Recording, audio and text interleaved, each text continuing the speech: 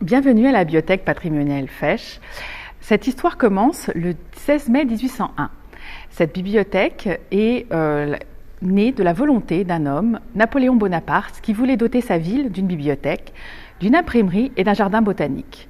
Pour cela, il va charger André-François Millot, qu'il venait de nommer administrateur général de la Corse, donc d'apporter ces trois éléments pour sa ville natale.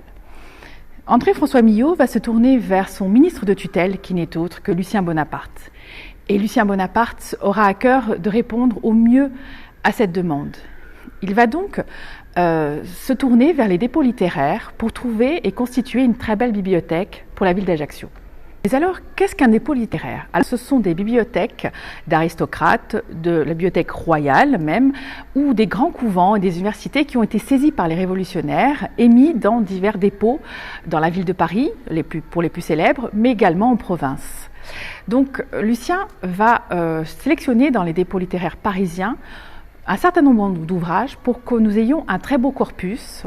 Il va nous léguer quand même 12 600 ouvrages.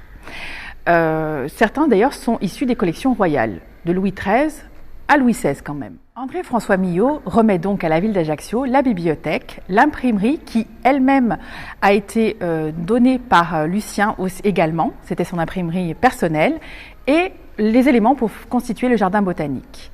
Cette bibliothèque sera baptisée la Bibliothèque nationale du Liamone. Voici pour la première partie de l'histoire de la bibliothèque Fesch.